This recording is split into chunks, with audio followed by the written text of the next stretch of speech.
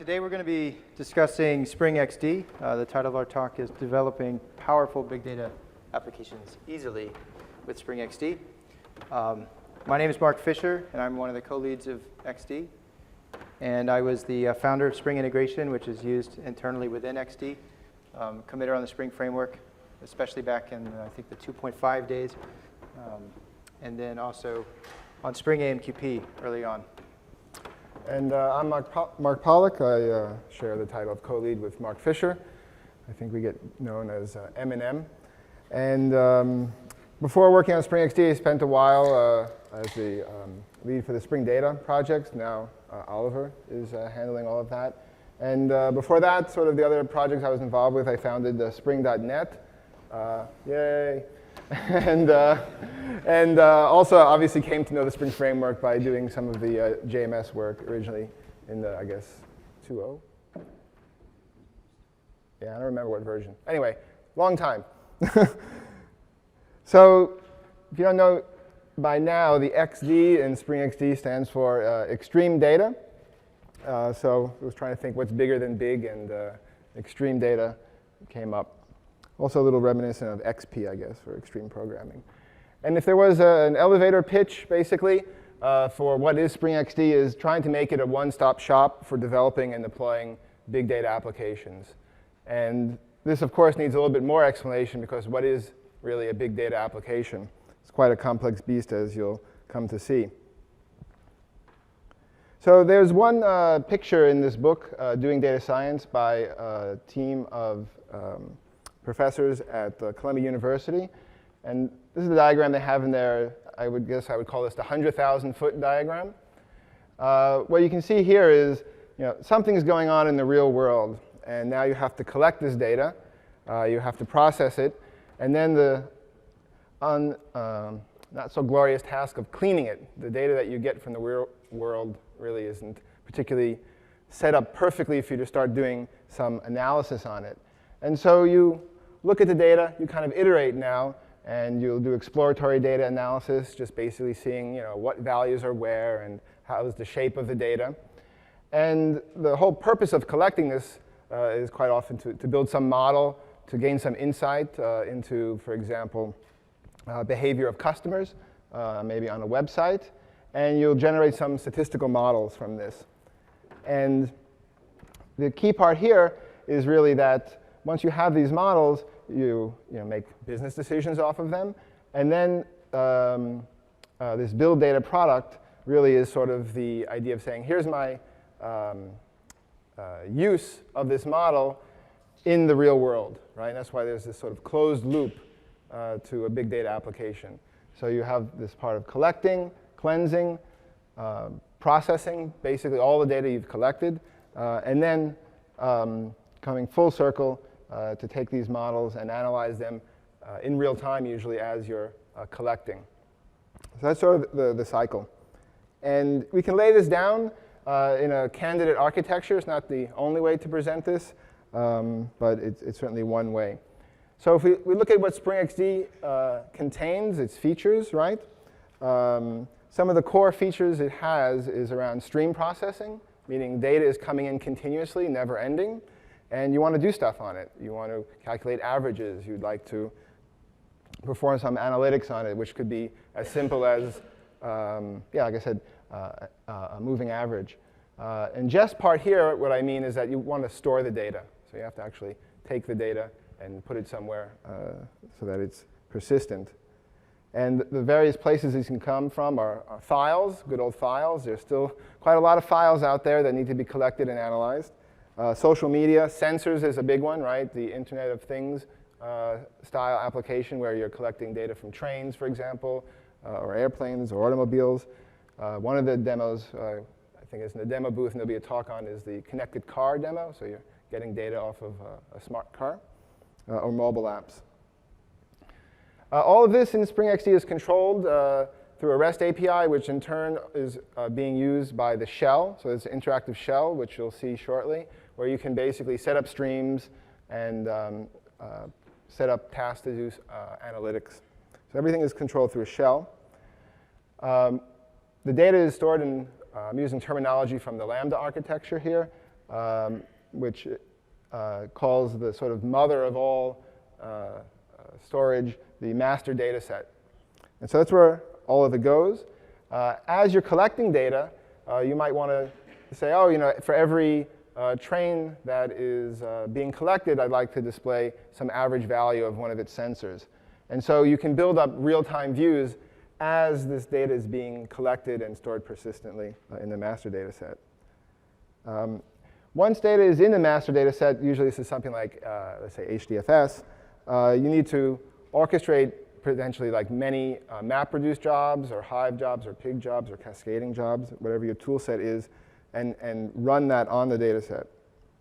And these create really your first sort of step in this analysis loop.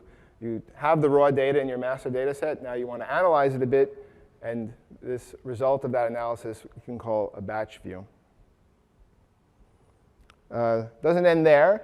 Now basically you've got data that's pretty good, pretty well analyzed, but it's still in HDFS, which is, after all, just the file system. So you have to get it out of HDFS and put it somewhere so that you can actually present the results, right? This could be just exporting the CSV file and using R to make pretty graphs. It could be putting it inside a database, for example, and then writing apps that work against it. So you have this export step. And along the way, this is where you generate models. And the green arrow, if you can see it, comes off of that analysis. But then it gets incorporated into the real-time views very often, because they're important for the monitoring of the streaming as it's coming in. And so here what I show is you could write really any app, right? But I show, of course, Spring Boot as being a means to connect to all of these data sets to create a UI. Oops. And the Lambda architecture is one style of big data apps. You don't have to necessarily create this type of architecture with Spring XD. You're free to do what you want. But it's one way to sort of put labels on each particular area. And the thing that's really cool, especially when you have Spring here or Spring Data REST, for example, is that what are some of the technologies you might see in the real-time view area? These could be things like Redis, Cassandra, Elasticsearch, Gemfire, in-memory data grid. Spark is also in-memory data structures. And what's great is that for a large set of those, there's a Spring Data REST that you can use to quickly create a web application that accesses that data to generate screens that are relevant for you to show in terms of the stream processing. Same thing in the master data set. We have support in Spring XD for writing into Splunk. Thank you, Splunk, if anyone's out here for sponsoring. And as well as Hadoop. And there's other technologies such as Pivotal's Hawk, and Cloudera has Impala, which is SQL over basically the raw files that are stored in HDFS. And for the batch views here, this is really the export process that I was talking about. So common technologies here are going to a sharded MySQL cluster, Mongo. You might export into flat files and read them with R. Oh, and on the left side there, the Spring XD part, we'll be diving into that diagram a bit more in a moment. But I put the rabbit symbol there to indicate that the components inside of Spring XD communicate across an abstraction called a message bus. And the one that we suggest that you use at the moment is one based on Rabbit.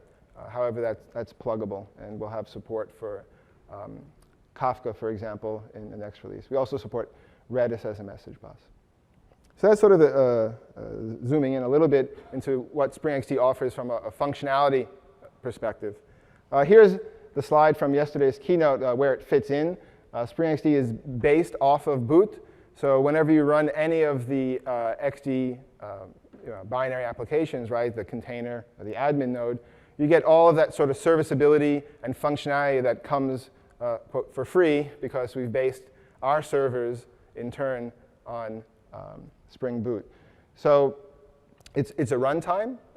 Unlike typically consumption of Spring projects where there's a bunch of Maven coordinates or Gradle coordinates that you go and you download, there really is a bin directory that you CD into, which Mark will be doing in a moment. and you start up a bunch of servers. And these are boot-based servers. So here's another 10,000-foot view diving into a little bit more detail on how Spring XD works. And this sort of introduces some of the nouns that we have in the system. And we'll be talking a lot during the presentation around these nouns. So at the top here, this is where I'm showing the input from the outside world. Right? It could be people typing stuff in browsers, bunches of files. All of this is going to be pushed into the Spring XD runtime, which is controlled or set up through this shell on the left-hand side.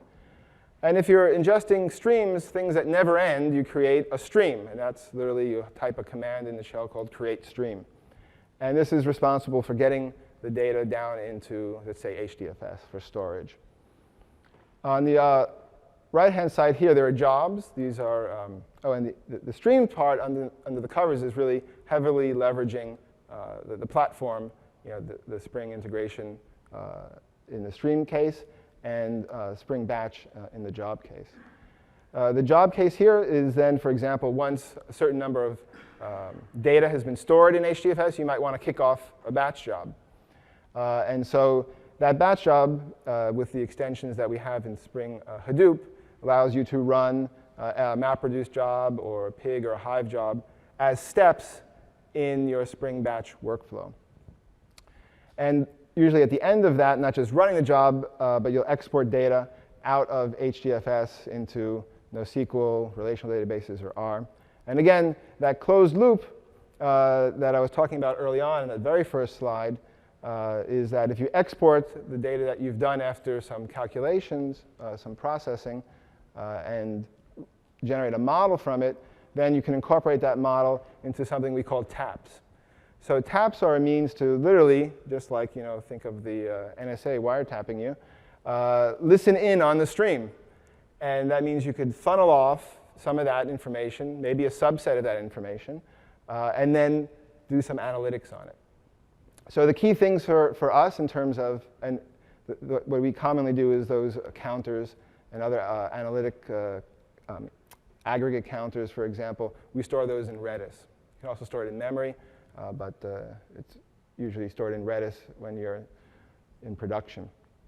And so that's kind of the flow, and we're going to spend time digging into each one of these things, streams, taps, jobs, and of course the runtime. So actually probably spend about half the time of this talk on the runtime and the rest diving into each piece here. So this should look familiar for people who are using Spring integration. It's the same programming model that you have in Spring integration. Basically, you have input source, so these are input channel adapters. We just call them sources in Spring XD parlance. Then we have processors, and then we have an output sink. And these are output channel adapters, really. And so we've taken a few. We haven't done every single one that there's available in Spring integration, but taken a pretty good subset. And so you can then create streams by chaining together these components using a DSL. And so literally, it's as easy as saying HTTP pipe, where the channel is, filter, and then pipe, let's say, file. Right? And that ease of use is really one thing they were going for, is that you don't have to write any code just to get a very common case done. Right? There's a variety of ways you can run Spring XD. You can run it in distributed mode. In single node mode, so just like one binary that contains all the functionality. Or you can run it in distributed mode, which is what you'd need to do to scale out. And in turn, you can run this on obviously your laptop or a bunch of machines, but we also support running as a Yarn application. So you could run Spring XD on Yarn as well. So with that said, what I'll do is I'll pass it over to Mark, who will show you some of the servers, how to start them up, and start creating very simple definitions of streams so that you can see how easy it is to just start getting data moving through the system. And we'll incrementally kind of scale up in complexity as the talk goes on. OK. So I'm going to jump into terminal here and bring up an instance of XD admin, which is the component that sort of acts as the the manager of the cluster. So we can create multiple instances of containers. There's always going to be a single admin that is the leader, even if you have multiple admins. We're using Zookeeper to manage that cluster. And I'm actually going to just scratch the surface of some of this runtime, the cluster management, the failover capabilities. You'll see some of it in the demo. We'll talk about it very briefly in some of the slides, but I'll go ahead and do a plug for a session that follows this. I believe in this same room, David Turansky here and Patrick Peralta are going to do a deep dive into the internals and give you a lot more insight into how this failover is working, how we're using Zookeeper, how you can configure things as a more advanced user in the system, and how it's all configured and wired together. So a lot more detail there. All right, I started an admin. I'm going to start a container. I'll go ahead and start 2 containers just so you can see it is a distributed runtime. We also have a single node. When you grab the Spring XD zip, there's a single node that you can run, XD single node, or you can run XD admin plus 1 or more XD container instances. With single node, the default bus, the transport for data is in memory, so you don't have to have anything external running like Rabbit or Redis. It also uses an embedded Zookeeper by default unless you provided a connect string. So you can really like unzip the download and run XD single node, and you're up and running to try out some simple streams. Then when you want to go distributed, you use XD admin and XD container. And as you can see here, I'm using the 1.0 GA release, which came out about a month ago. And up here, I'll create an XD shell. OK. Yeah, so basically, the first thing I could do is list streams. It's an empty system, so I don't have anything there now. I can create a stream. We'll just call this demo 1. And we'll do HTTP to the log. OK, and now I can do list stream again, and you see I've got demo 1 there, but right now its status is undeployed. So I can deploy it. I could have done that by just using -- deploy when I created it. But sometimes you want to keep that lifecycle separate. You'll see in a few minutes when we get a little further along, you can specify properties at deployment time that affect the location, the number of modules created within the stream, and so on. OK, I deployed the stream, and now if you noticed, both of these containers had some logging. It looks like the sink got deployed over here, and the source got deployed over here. So we have HTTP on this side and log on this side. Then I can do an HTTP post here, which is by default hitting localhost on port 9000, which is the same port that we're listening to on the source module. So I can just say, hello, put this in quotes, hello world. And there we go in the log, hello world. So that's a really simple stream with just 2 modules, a source and a sink. I can undeploy that and just show you.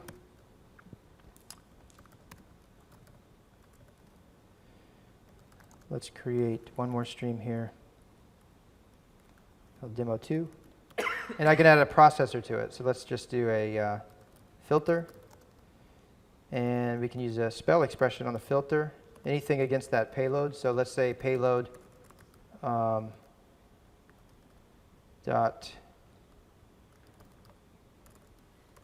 will this work? Payload length greater than, is that going to work? We'll find out.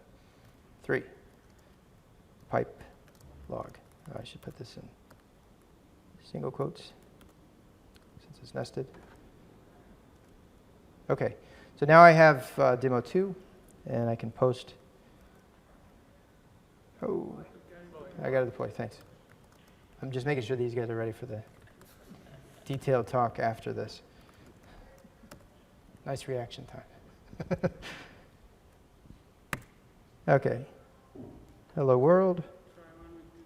Oh, it's this JSON. Yeah, the payload itself. OK, let's try this.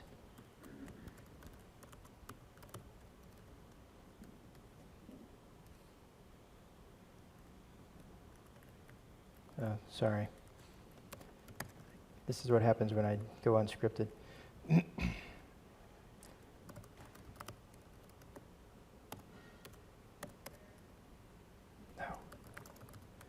one more part of the life cycle. You can destroy a stream. So it was trying to use the same name. There, we created it. Now I can post. Still on port 9000. Thank you. I'm trying to get all the bugs out now so that tonight when I'm doing the keynote it goes smoothly. We'll see. What? All right. Still having a problem with this JSON. I don't even know why it's JSON. I guess I could have used a different output type. Output type. All right. Sorry about this.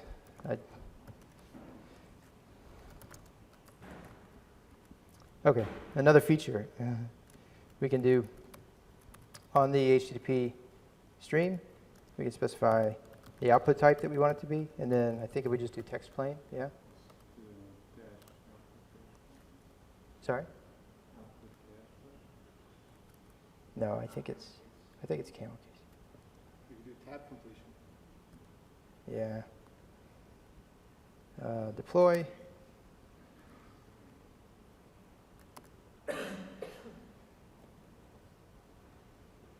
I don't know. I thought that would do it as well, but it must be the filter on the expression.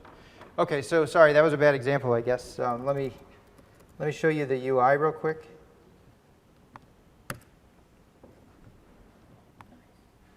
So you see here, I've got demo. Demo 1 is still is undeployed. Demo 2, I can undeploy it through here. So I can go back to this one that I know was working, redeploy it, and I can destroy the one that I failed to get working. Forget about that. Now, the thing is, I can also use other sinks and sources, obviously. So let's just create file demo. And we can do, let me undeploy the other guy. We do have completion in the shell here as well, so I can see demo 1 undeployed, and now I create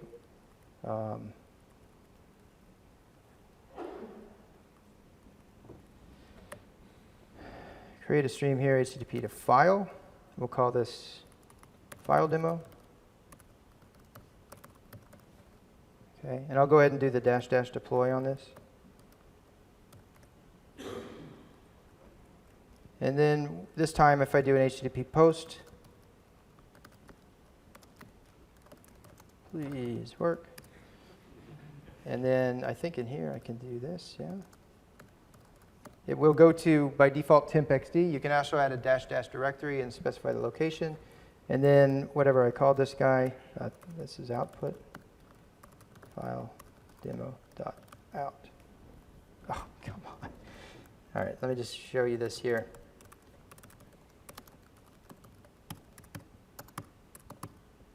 Oh, temp xd. File demo out. Okay, great. All right, sorry. That's what I get for not rehearsing. Wow. All right, I'll go back to the slides for a moment before it gets any worse. Okay. So in addition to taps, as you saw in the architecture slides, we also, in addition to streams, we also have taps. The way that taps work is they're basically streams themselves, but their input source is the pipe symbol, basically, from another stream. So here we're going to tap right after the source. You could also tap after a filter or after a transformer if that's the data that you want being ingested in through your tap. And so there's a number of different things you can do here. In the simplest case, it just gives you a way to kind of fork a stream. But often this would be where you do analytics, you do counting, you do moving averages, and so on. And we do have a lot of this supported out of the box in both in-memory flavors and implementations backed by Redis. So when you're running in distributed mode, you use Redis by default. And in single node, you use the in-memory counters by default. And then all of the values from those counters are available through the XD REST API. And therefore, they're also available through the shell. And so we have simple counters. Literally, you can count the number of times a stream has received a message, or you can count the actual fields based on a key. So let's say you're ingesting data from like smart, the demo that I'll be showing tonight is a smart grid. And in the smart grid data, they're basically tuples, and you have fields for the house that a plug that has a sensor on it is located. So you can do counting of how many times you've seen an item from each individual house. And then in Redis, you would see for each house, there's a count incrementing as it sees that data. And again, there you use spell expressions to match. Aggregate counter does the same kind of thing, but also within buckets based on a window that you can specify. So you can actually view how many times in a minute, how many times in an hour, how many times in a day something has been invoked. And then we have a gauge, which is really just a value that can be updated from data coming in. And the rich gauge is similar, but also gives moving average capabilities where you can set the various parameters for the moving average itself. OK, so we're going to do another demo here. This one, I'm going to cheat, so it should go smoothly. Plus, I know how much David likes to see Twitter demos. So I was going to try to avoid Twitter this year, but I just couldn't do it. It is a good example for the counting. Let's see what I left laying around. I'm just going to destroy these streams. OK, so I'm back to a clean slate here. And I'm showing a sample from our samples repo. So you can see here in GitHub, spring-xd-samples within the Spring projects organization. And I want to show this UI. So basically, there's a few different things going on here. We're going to create a stream, which is the Twitter stream itself. So we have support out of the box for the Twitter, I think they call it the garden hose.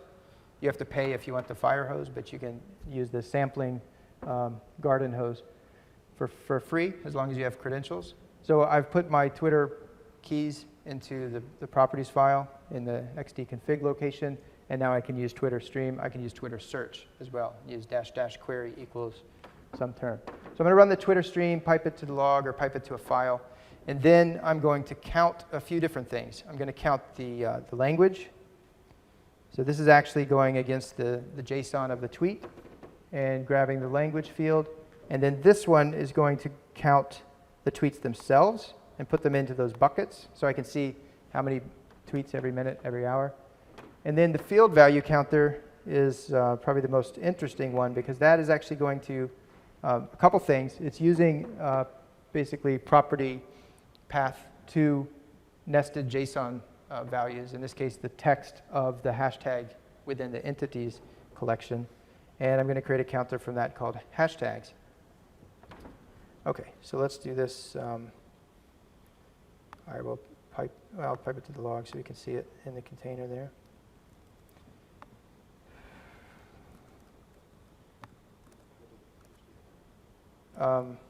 Yeah, I can do that. Make sure I have. You're just trying to make me nervous, yeah. OK, I'll pipe it to HDFS. All right, so I'm going to write from Twitter to HDFS. It's not deployed yet. I'm going to go ahead and set up these taps and then deploy. So the language tap, again, it's just a basic field value counter. Okay, and that's deployed, so it's listening, but nothing's coming through the Twitter stream yet because it's not deployed. And then the tweet count, which is counting all tweets. And then the tag count.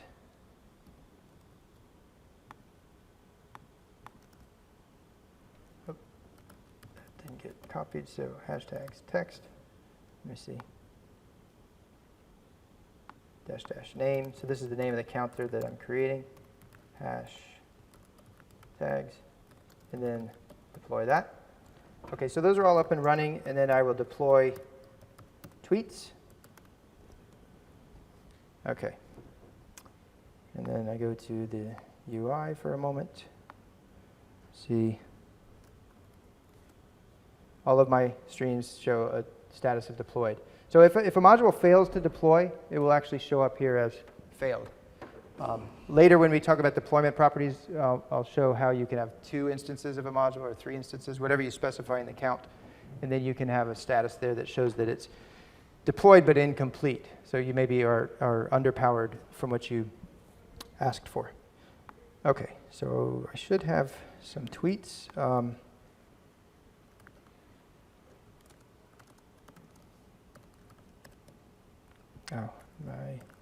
So we can use Hadoop. This shell is actually built on Spring Shell, and you can just add jars sort of in a plugin model for the Spring Shell. And here we're using the Hadoop support, and I think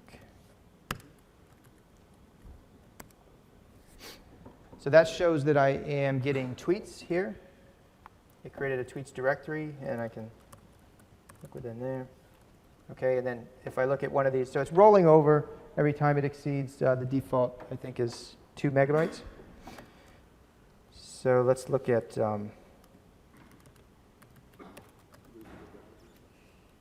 yeah, that's a good point. I have that link on something else right now. I'll just do this. Okay, so there you can see it's the JSON from the tweets that's being stored in HDFS. Now let's go into the location where I checked out. I just cloned that repo that I showed you for the XD samples. And I can go into the analytics dashboard, and I can do Spring run. Let me show you this here.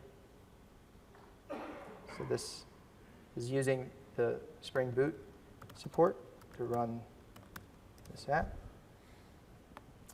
And then you could also use Nginx or Ruby. It's really just using the Spring XD REST API to get all of this counter information. So there's nothing, this is not a very heavy app at all. It's a client-side app. Okay, so we can see here the language. Here I can switch this to show hashtags. So this is just using the D3 to do some visualization, giving you drop-downs with whatever counters are available through asking the REST API. And down here, this may be hard to see, so I'll blow this up.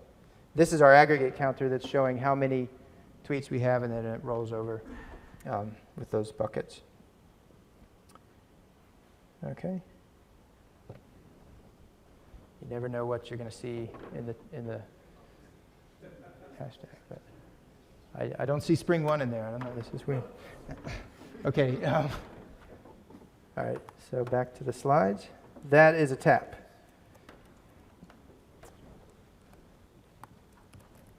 Why is this not starting? Yeah, I can probably kill the stream, yeah? Do that through the UI. Go here, so I don't run out of disk space. Undeploy tweets. And the taps can stick around because nothing's going through there.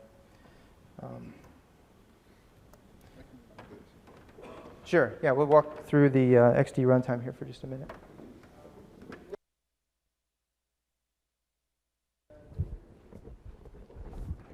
The underlying configuration? Right, that's what, it's actually, so there's a config file, there's a YAML config file that's under, there's an XD modules directory, and in that config file is the access key, the consumer key, and the secrets. So you just you register with the Twitter API, and you get your keys, and you drop them in that config file, and then you can use this. Like I said, there's also a Twitter search source module, and then that gives you some dash options, like the query that you want to run, and you can do some other filters on that for location. Yeah, there's a lot, we're not going to show it here, but there's a lot of sophistication in terms of how you manage properties. So you can set them at a per module level. You can set them one level up more globally. You can override them with environment variables. So if people have been using Spring Boot, we're kind of piggybacking off of some of the features that it offers in terms of out-of-the-box default sort of hierarchy of what takes precedence, and you can use application profiles, so you can start you can distinguish between different QA settings and stuff like that. So all of that, makes it very easy to kind of move from dev to production, especially profiles, right? Because you don't want the keys hanging around everywhere. Right. Okay. Yeah, so I think the highest level option, or the one that takes ultimate precedence, is if you put it in the definition itself. So you can do -- access key equals, paste it there with the Twitter stream source before the pipe. Right. Yeah. You probably don't want to do that because then it also shows up in the UI and everything else. But it's easier, especially if you're going to be running a Twitter stream and a Twitter search or whatever, to just put it in the config file.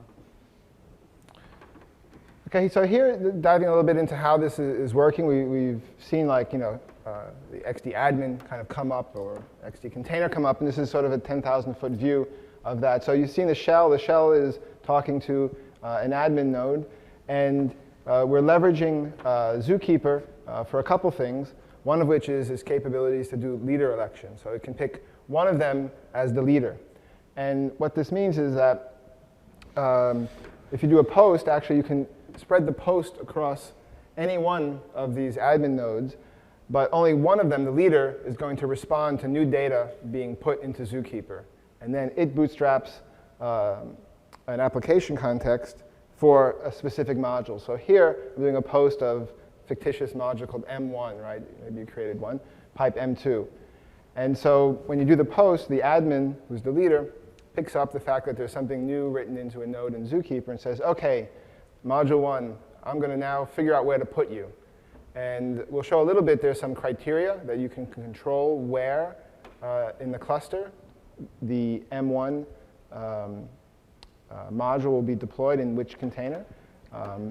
And this Spring application context means that if you were writing, for example, your own custom processors, you can take advantage, as you'd expect, of the full life cycle of Spring Bean in terms of its initialization phase and all of that, doing dependency injection. So it is everything you've kind of come to know if you were using plain Spring integration or, for example, batch, even though we haven't spoke about batch at the moment. And Zookeeper is responsible now for keeping track of where everything is. So not only is it involved in sort of this leader who is figuring out where to send the initial module to run, it's also going to keep track of what happens in the case of failures. So if module 1 died, it'll be able to restore it elsewhere. And the containers themselves communicate over data transport. Right now we support 2, Redis and Rabbit, and we'll be supporting others such as Kafka, and probably a point-to-point 0MQ transport in future versions of XD. And so M2 gets plopped over there, and then basically you have a running application. You want to do this one more? Yeah, I can go through this. OK, so I mentioned earlier that you can use -- deploy when you create the stream, but often you want to have a little more control of the deploy step itself. And so there's kind of 2 phases. There's the stream definition, and then there's the deployment properties, or the deployment manifest that goes along with that at deploy time. And it's nice to have them separate because you can undeploy a stream and then redeploy it with a different set of properties, but you don't have to actually change the stream definition itself. So we've got here the first example is just showing a stream that has a source, a processor, and a sink. And then we're deploying that with a count of 3 on the transform. So the default count is going to be 1, which means there will be 1 HTTP module deployed in the cluster. There will be 3 transform instances and 1 instance of the log sink. And I should mention that actually, and I think you'll see more about this if you stick around for the session following this, but if your cluster doesn't have 3 nodes available, then it won't be able to deploy all 3, but it will do the best it can. So let's say you have 2 nodes. Well, it will deploy a transformer to each of them. And then when you bring a new container into the cluster later, it will see that that is available now to deploy. So it takes care of itself, even if it's 3 days later when you start that container. Partitioning is something else that we can specify in the deployment properties. So rather than cluttering the stream definition and coupling that into it, we decided to do that separately. So in this case, we have HTTP pipe splitter with an expression. And then we're going to send that to the log. OK, but on the splitter, we actually want to do partitioning between the split and the log. So I can pass in a sentence, and it's going to break out each word of that sentence, and then send those to the log based on the partitioning with payload. That's a spell expression, so it's actually taking the word itself and hashing it. But it could just as easily be some property of the payload. So let's say payload dot, some value, some numeric value could be there as well. And what's happening is that that partition key expression is used to get the actual key that should be used for partitioning, and then the value corresponding to that key will be hashed, and then that will be modded based on the next subsequent module downstream. So it'll be a mod 2 if we're deploying 2 logs after that. If we had 10 log modules, it would be a mod 10. And you can actually control this even to the level of that. Instead of just doing a hash and a mod, you can actually provide your own expression for the hash function as well, not just the partition key extraction. Okay, so now when we post HTTP, and this is part from one of our unit tests. I'm not sure how we came up with that, but it will post that data, and we'll see what it looks like in the config. So I'll go ahead and run this example in the shell, assuming this works with the text. Let me go ahead and do a You need another container? destroy Oh, here. it's 2 containers? Yeah, Okay. I think it's just asking for 2, right? I knew that was going to happen. Let me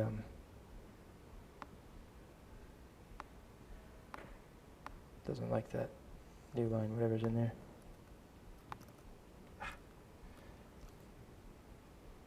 All right, I can handle this. Okay, stream, create. Words, yeah, that's probably a good idea.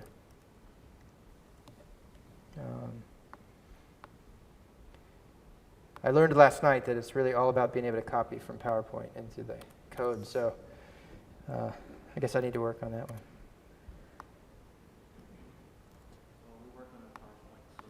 Yeah, if we have a source module for PowerPoint.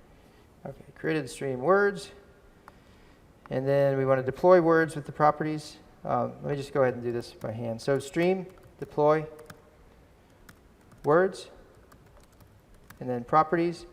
So we want to specify the partition key expression and the count for the log module. Okay, so if we look in the log, we should see down here, we got HTTP deployed here. We've got splitter deployed over here. And there should be 2 logs in each of those as well. The UI should show it. The UI?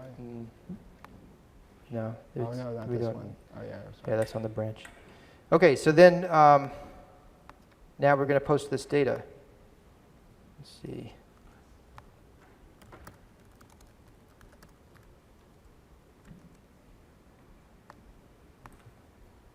Okay. On one side, we get how chuck chuck, and I know that's correct because I wrote the unit test that checks for that on 2 partitions. How chuck chuck goes to 1, and the other gets all of those other words there. So that's how you do partitioning. And again, you could undeploy the stream, change the log count, and redeploy it, and then it would partition on that new mod value. You could obviously change the partition key that you're looking at if that's something other than the full payload in this case, which is the word. So that works on that partition key expression I keep mentioning. Like we use spell for that, we use spell for filters, and we use spell for transformers. So those can evaluate objects. Like if you have a POJO as your payload, then it can actually traverse the property path with dot delimiters. It can also do the same for a map or for JSON, like you saw with the tweets, where it goes entities.hashtags.text. Okay, so that's a little bit about the deployment manifest. And now we'll talk just briefly about the runtime in a little more detail. So you saw this earlier. We've got the admin nodes talking to Zookeeper. One of them will always be elected leader. We have, in this case, 2 containers running and a stream, simple source and sink deployed there. The streams themselves are broken down into modules based on the pipe boundaries, and then the modules are deployed as application contexts. So for a stream, that means it's actually a little Spring integration application context with, in the source case, it has an output channel. In the sink case, it has an input channel. And if you have a processor, it has an input and an output channel. So if you look inside the out-of-the-box modules that come with Spring XD, you'll see just little snippets of Spring integration, usually like a file outbound adapter, an HTTP inbound adapter, the filter transformer, they match to the Spring integration namespace. Okay, so then the container state, a container disappears. The admin always knows this is happening. There's no direct communication between containers and admins. It's always going through Zookeeper, and then Zookeeper obviously could be configured as an ensemble.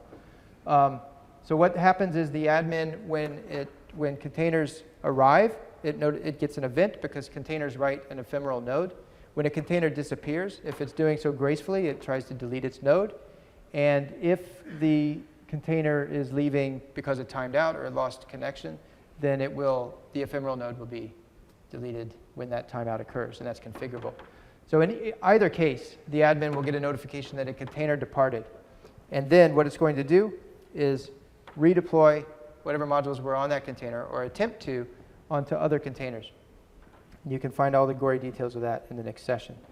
When the leader node disappears, then a new leader will be elected. So you always want to have at least 2 admin instances for that to occur.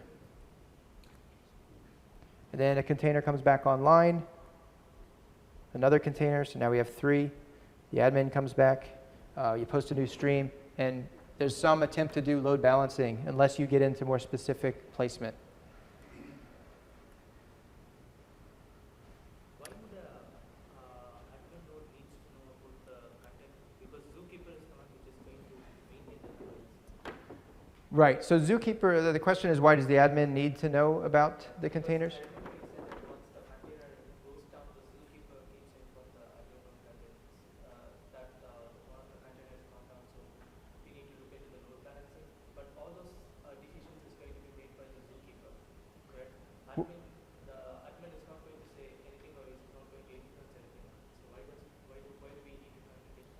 Well, what the admin's responsibility is, so Zookeeper is kind of infrastructural. We build on top of that to be able to support the deployment of these modules across the containers that are in the cluster.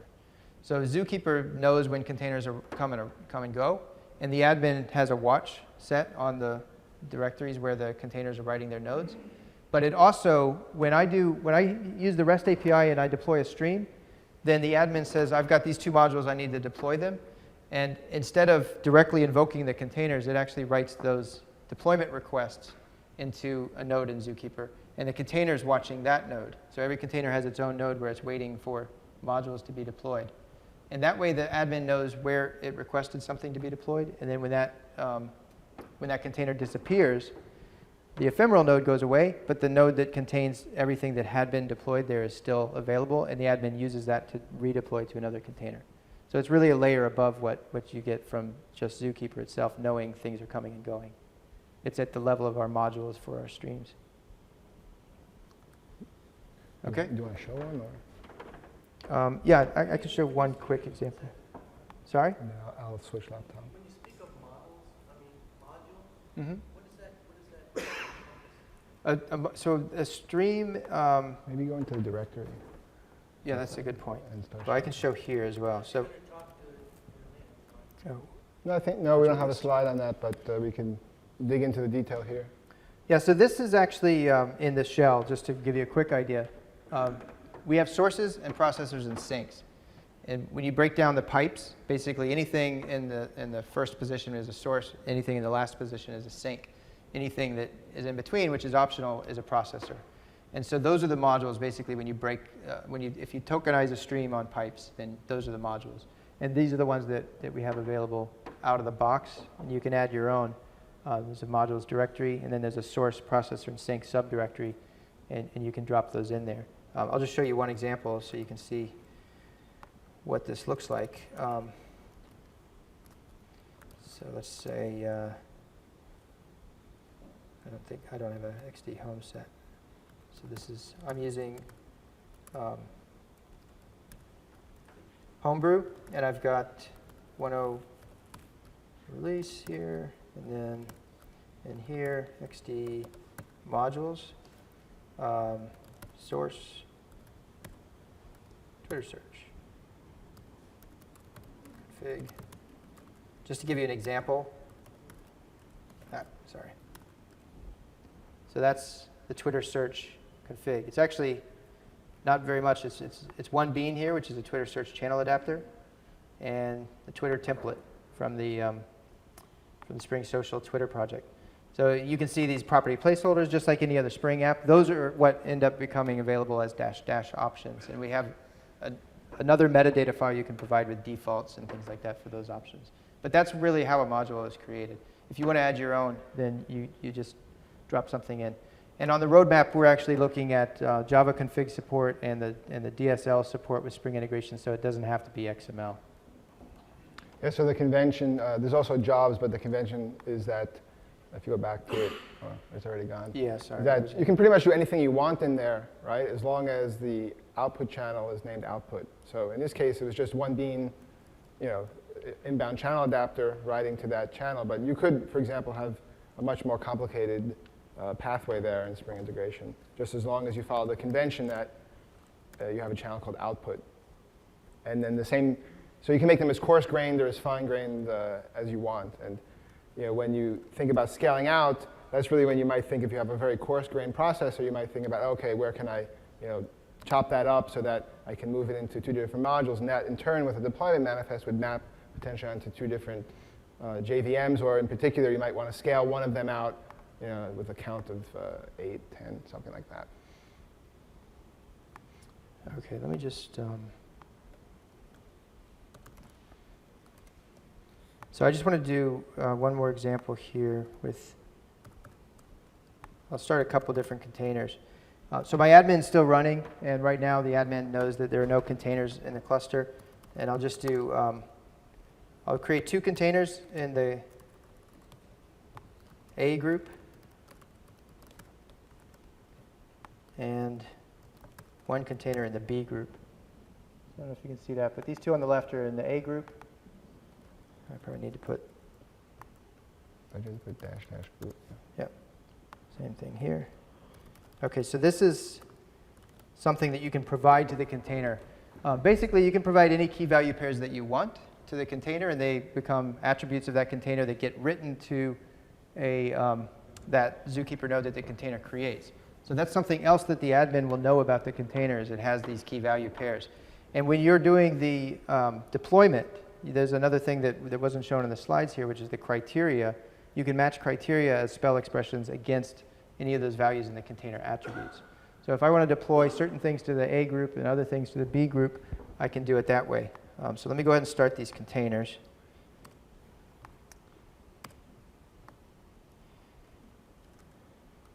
And restart the shell here. So what I want to do is a simple, keep it simple. You guys do HTTP. Yeah, I'm just going to do HTTP to. Oh, they're not. Yeah, that's good. Yeah, I'm going to do HTTP to log, so we can see in these containers. I'm not going to deploy because I want to pass deployment properties. And now I'm going to do a deployment where we have 2 log modules. So we'll deploy demo properties. I can say module.log count equals 2. Kind of like I did with the partitioning, but in this case, I want to make sure that those modules go to criteria. And I can say groups contains, can belong to more than one group, A. OK, so now what I'm doing is I should be deploying HTTP on one of these nodes. I don't care. I'm not specifying any criteria. I could have. In fact, let's do that too. We'll just say module, HTTP, criteria. We'll put that in group B, so it's separate.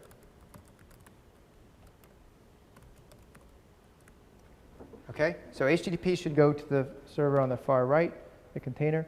And the 2 log modules should go to the 2 containers on the left. And we can see here, log is on the 2 on the left, log, log. And over here we have HTTP. OK, and I can post data foo. OK, bar. Right, so this is going to kind of round robining between those 2 containers because they're. In this case, I'm using Redis right now as the message bus. It could also be Rabbit. You can just specify that in the config file. And they're both subscribed to a queue. And so we're getting round robining between those as I send through the HTTP source. Then what I want to do is kill one of these containers. And we should see if I do runtime containers. I see that I have 2 containers running now instead of 3. I can do runtime modules and see where things are deployed. Okay, so I see that I only have 1 log and 1 HTTP. So the admin is actually going to try to deploy that other log because it knows it's underpowered. Oh yeah, stream list shows the status is incomplete. So that's what I was mentioning earlier. It's not failed because it will work right now. I can still do HTTP post, right? And that got through because one of the logs is still available. But I want to bring another container back up. And the admin is going to try again. It checks for every stream that's not in a complete state on startup. So as long as I start another container that has group A, it should get redeployed there. And we can look at stream list as an example. Still says incomplete. Now it says deployed. And down here we see log, right? So it became healthy again because I have a container that matches that criteria. And the criteria can really be anything that evaluate against the properties. And on the roadmap, we're adding dynamic values to that as well, like CPU and memory and things that you may want to consider on. You want me to do another post? Yeah, just to show it. Yeah, there you go. Yeah, It works. OK.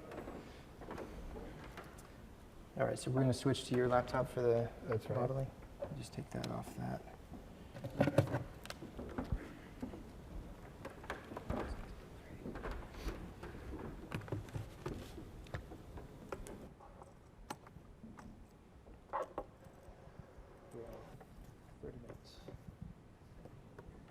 It should only take 15. What happens if one of the containers goes down and it has data that hasn't been processed yet? OK, so if a container goes down, again, I think there'll be a lot more of this kind of detailed discussion in the next session. But just briefly, it's if a container is processing data, we're using the message bus. So in this case, it was Redis. This is why we also recommend using Rabbit in production from the message buses that we provide today.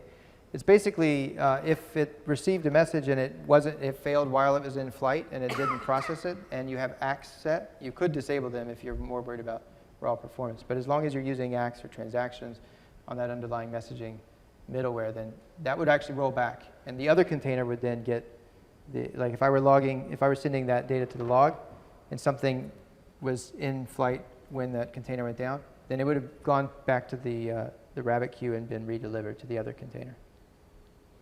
And there's actually a redelivery on the message bus that you can configure. So you could configure how many times you want it to redeliver and exponential backoff and all of that kind of stuff. It's like traditional messaging for the data that's actually in flight. Another question? Yeah. This architecture was planned mainly to process text streams. What about a binary stream, for example, sensors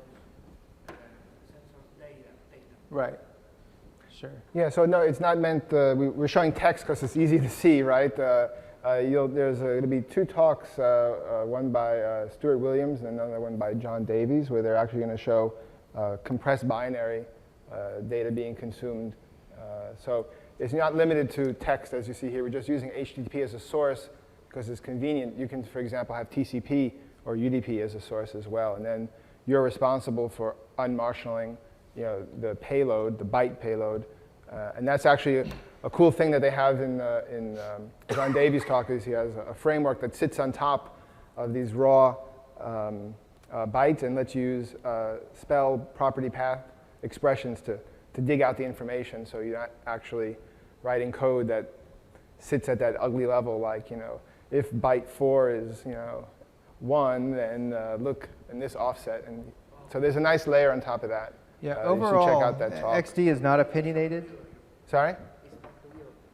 What? It's responsibility of the user to Yeah, so for example, you can It look at a may little be. version of that. There's a syslog inbound adapter, and that's using TCP or UDP, and it's doing the framing to parse out of, you know.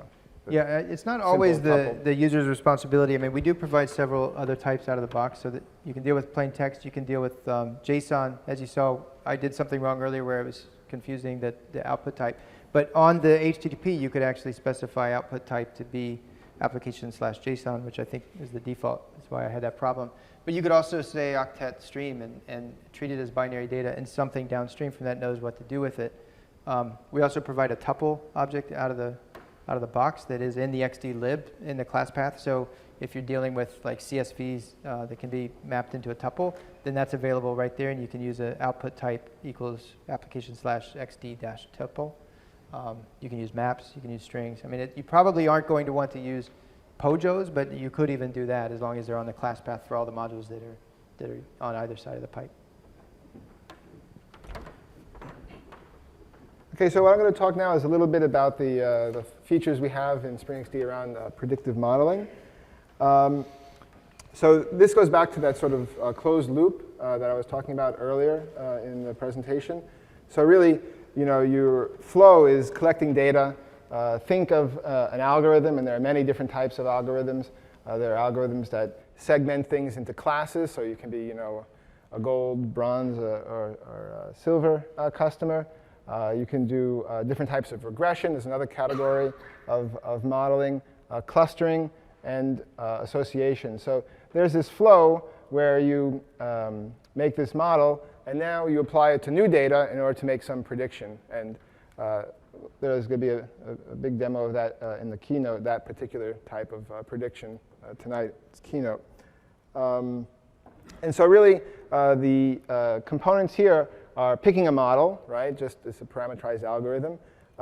Building it, so you actually have to sit there, usually offline, like with a large set of the data, and go through it and say, oh, OK, I'm going to try and build a model. And you test it, and you go, this doesn't work. And you do it again and again and again and again, until you finally find one that you think is good.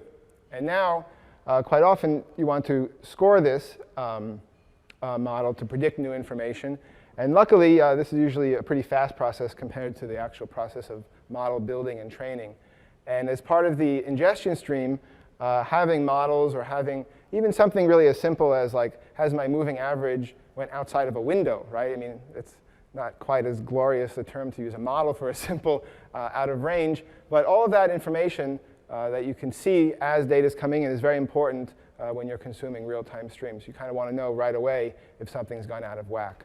For example, there's another case. I was using the train data, for example. There are sensors on trains, and if one of them gets out of whack, it indicates it's going to need maintenance. So you want to know that soon. In this landscape of data science or data modeling, there's one standard which is useful for capturing these models in XML format and then moving them across different software products. So it's an interchange format made from this data mining group, and it has support, for example, in R, SAS, Weka, SPSS, whole set. I think there's a few in the Python libraries as well. And there's one project that supports reading in these models and also scoring them, and that's called the JPMML project. And there's a couple sub-projects under that. So that's what we integrate with in order to kind of get this closed loop so that you can have your models now evaluated in real time. And so what I'll show is a very simple example of that over here. So I'm running a single node over here. I have the shell, and I have R. Make sure I got it right. So in the editor, hopefully, no, not this one.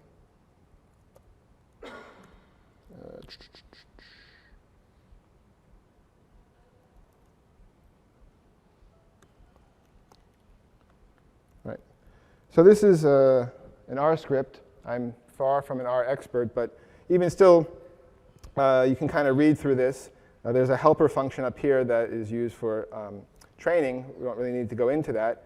But there's a data set that's very famous about, that's included in R, which is about flowers, the iris flowers, so that if you actually measure the width and length of the petals, you can determine what species they belong to. So you load that up, you create a model off of it. I load the PML library, and then I output this to a file called model.xml. So that's sitting here. So if I go into R, and then, oops.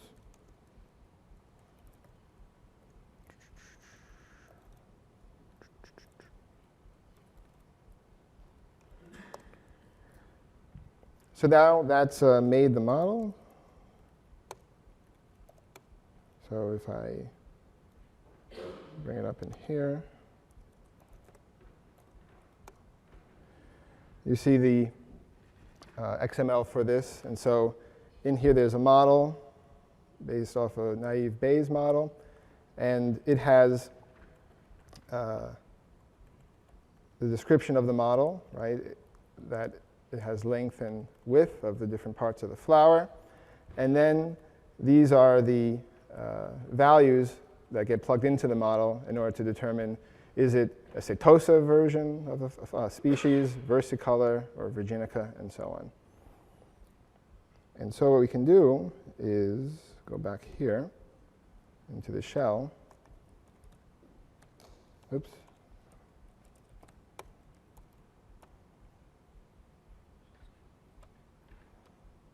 Okay.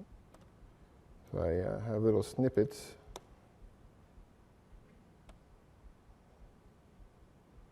I will cut and paste here.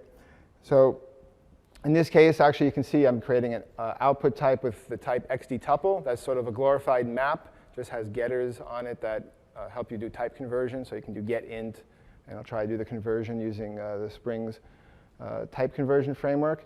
And here the model, I'm sorry, HTTP is the source. The processor is analytic PMML. We specify the name of the model, which is inside the file. This is the file I just generated, where it's in that directory. And what's important here is that you have to now create an input mapping. So I'm going to post some JSON data, and I have to say that inside the JSON payload in this path, I want you to map, for example, the word sepal length to the parameter in the model called sepal.length, right? And so that pairs it up. And then at the output, I basically say, well, the model is creating a field, essentially, called predicted species. And I like to stick that in the tuple in a key named predicted species, just removing the underscore.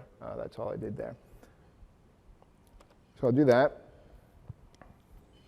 And that's been deployed over here. And so now if I post one from each type, for example, the log file will show you this one I know. Is going to be, all right, so I'm posting JSON, right? And this one has said it's might be easier if I make this a little bigger. Let me just do it again because it wrapped around. There you go. So it's added now to the stream. It's enriched it with the category that it got classified as. And I'll just do the other one for fun.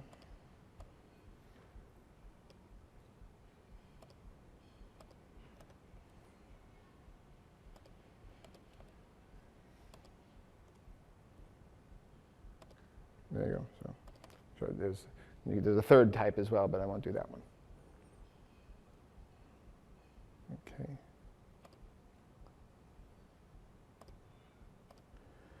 Okay, so the last part is about jobs. I don't have actually too much material, and my demo crashed right before coming here, so I can't show you one. But there's a I think, 2 or 3 talks. In particular, Michael Minella is going to show some stuff related to jobs. The key thing is that, just as a summary, right, it follows the Spring Batch programming model of jobs. And so that there's a job has multiple steps.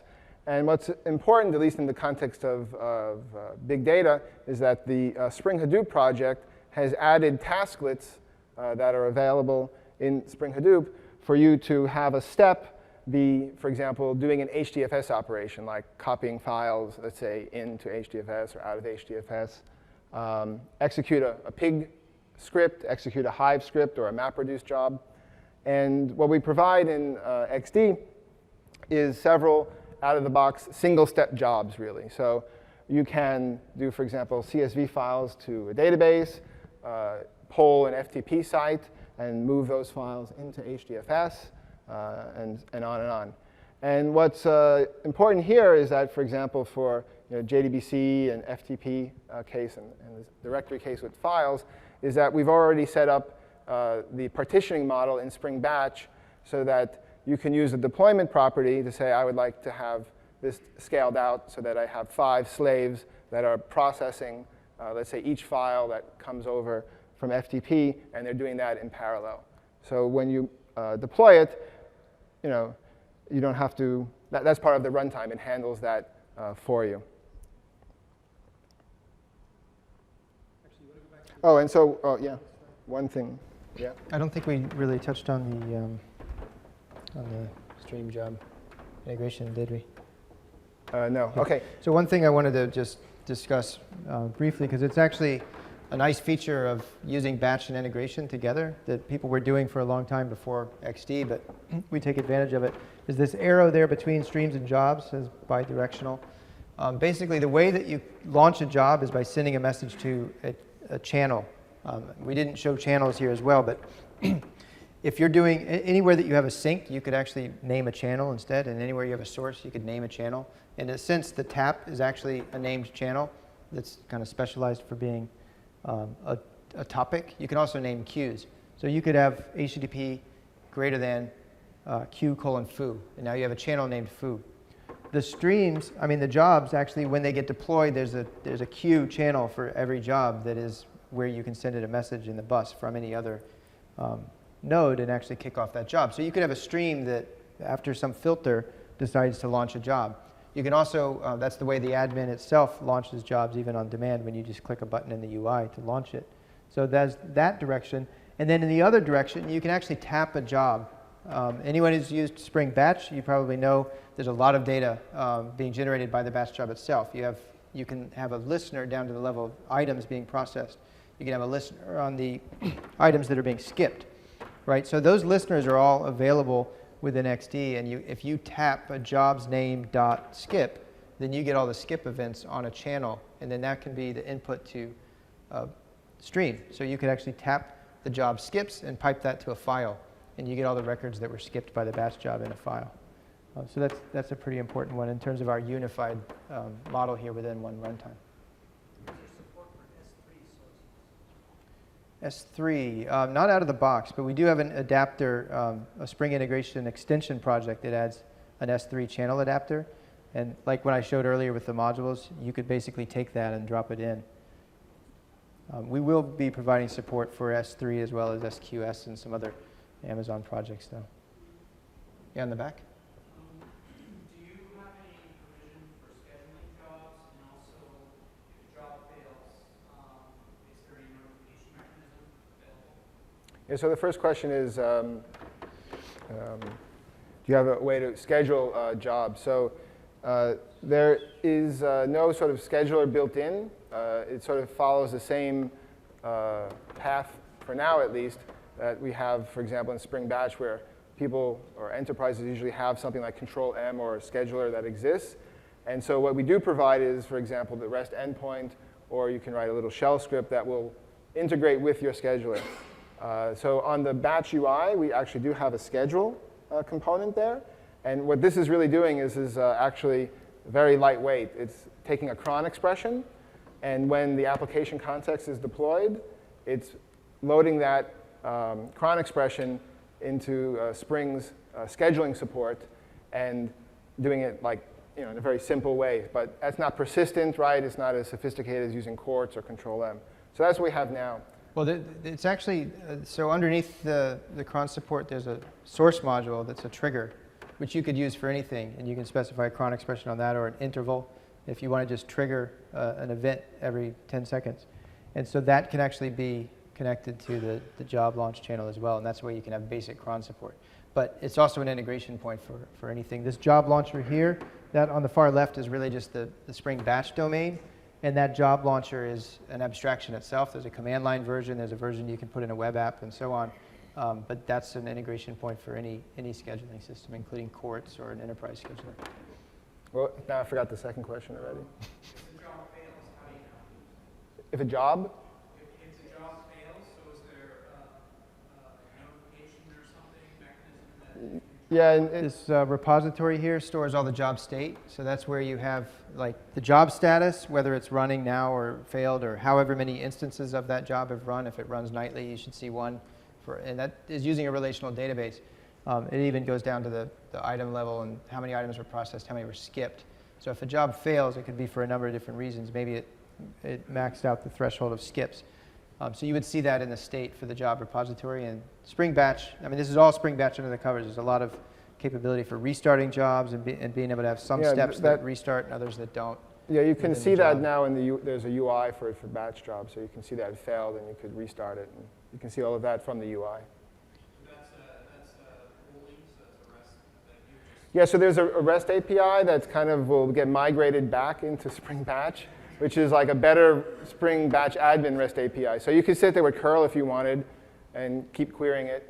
Well, you can also tap, like I said, you can tap the or get it listeners. event-driven. You can tap the top level listener for a job. If you just tap the job name, that will give you the event, whether it completed or failed off that job as a message. So you could send that in an email. I don't think we have a mail sync, but we should add one. Right. Yeah, so part of the way batch jobs get configured for you here is they get configured with the partitioning enabled and with the listeners also being activated. Yeah, question in the front. Yeah, so some apps have batch, Spring Batch, right? And I see XD has a lot of features, tapping. Would it make sense to migrate Spring Batch apps into an XD?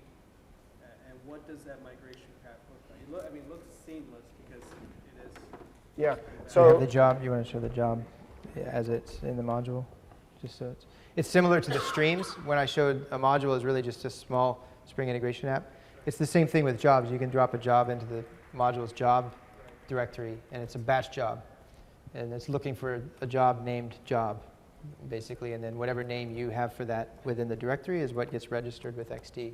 So it is Spring Batch. I mean, it really is under the so covers. CD job, and so for example, if you go to FTP HDFS, right? Config.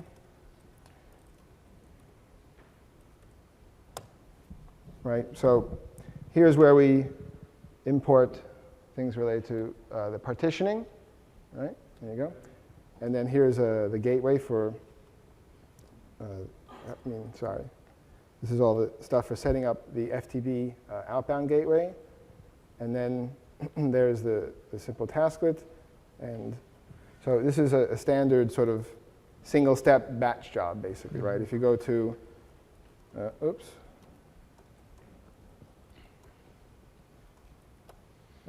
what's another easy one? So it is the lib directory where you put your custom code that you Yeah, so when you deploy, yeah, right. So if you, for example, let's go to, I'm not sure if any of these have custom code because they all, but. Hashtag count, I guess. Oh yeah, hashtag count, right. So hashtag count, I think actually, Was, yeah, just has, Map. yeah. It has the map reduce job that I couldn't run. So for some reason. But in terms of third-party dependencies, oops. Right. Let's see if there's another one. So here's one, right? This is a good one. I didn't know that it wasn't on the root class path. So the way the container structure is pretty much the way a web application container is constructed. You have the main class path of, let's say, Tomcat, and then each var has its own lib directory, and those are loaded in a first before the ones searched for in the parent class path. And so in this case, Spring integration JDBC, and then we have some extra stuff, I guess, for JDBC. This gets packaged up and put in the lib directory, and then the XML file is there. So this packaging, there's a couple things we're doing for 2.0, right? One of which is using Spring Boot as a means to package this up. Right now, we literally have a small script that deploys into this convention when you're developing your custom module or your own custom job. But we like to package that as a unit, much like you would a var, so that it can be versioned and managed as a unit. But for now, you have to place them in the lib directory, like you see here. So you have to deploy it separately to the lib? You have to restart the container? You don't have to restart the container, no.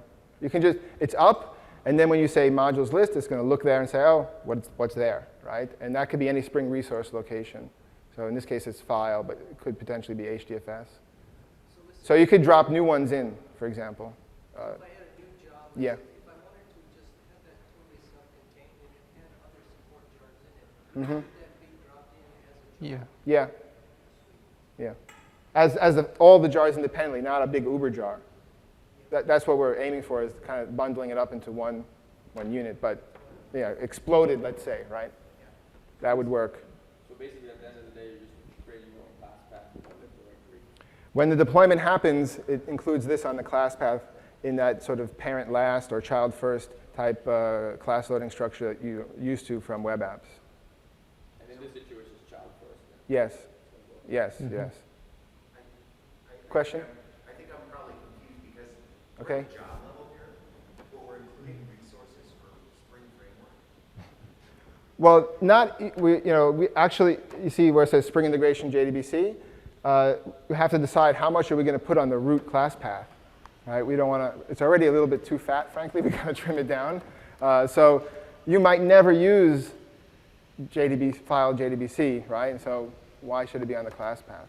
It can be here. So there's a trade-off here, right? I mean, if you think you're going to use something super often, then just put it in the root, right? So you can kind of do that managing yourself just like you would do in a web app, right? But I tend to think that, in a streaming app, probably you're not going to have 50 modules in one container. You'll probably have a few, and they'll be running at maximum capacity.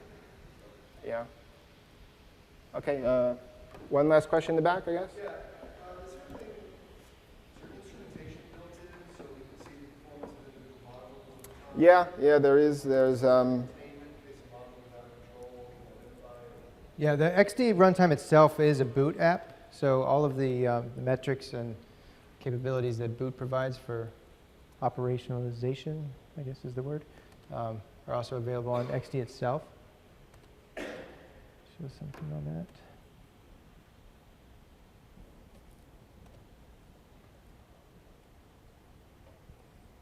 Right, so all of the, I thought there's a link. Yeah. Where is the link? Yeah. So in Spring Batch and Spring integration, there's already endpoints for JMX. For metrics. So for example, let's say message handler metrics, right? And what we do is we expose these over HTTP through the Jalokia library. So you can navigate through a REST endpoint to get to, for example, the error count, the handle count. The probably more important is there's a where is it? I thought there's a wasn't there one for the rate? Yeah, on the channels. Oh, you hear message channel metrics, right? Right. Right. So mean error rate, send count, all of that maps onto a URL for that container. And we're in the process of collecting that into an admin UI so that you don't have to obviously run around and gather all this information. And then, Mark was saying that because we're building this on top of Spring Boot itself has health, M, beans, all of these endpoints, right?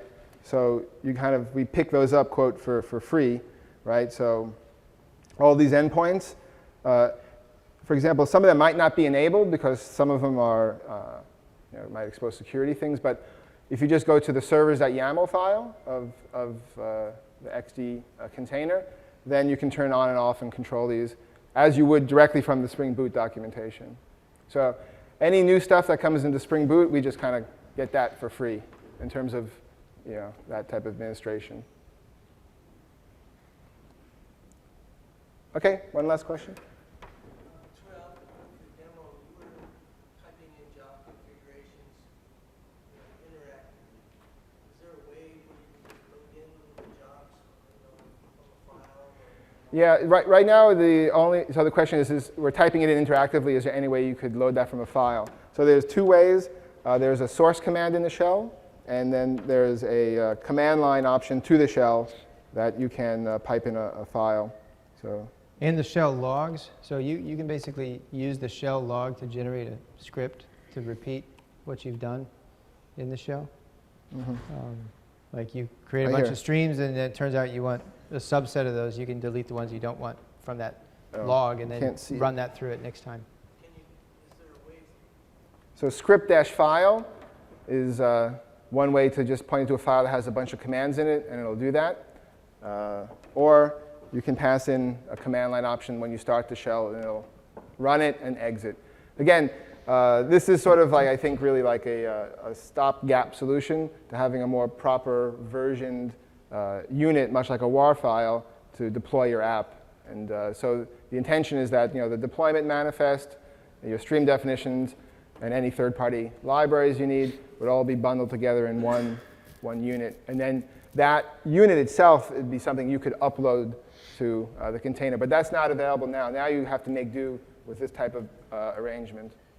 But you can't do the same thing through a REST API? Yeah, all of this is just calling the REST API. So you could sit in curl and do this. And that's how the first demo that Mark showed with the cool D3 graphics, it's literally just calling the REST API directly to get the list of counters and all of that. If I go here, let's see. Show the root. Yeah. Right, you see here? There's all these entry points into the root. So you can go to look at the modules, runtime modules, jobs, streams, all this stuff, right? And so you can, this is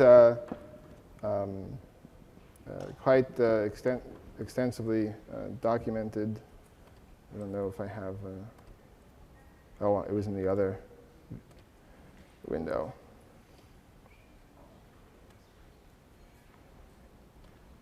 Do you have links for your slides? Yeah, that's my last slide is the link. So here you see, these are the documentation of the verbs and the resources. So let me just put on the last slide because we're running out of time.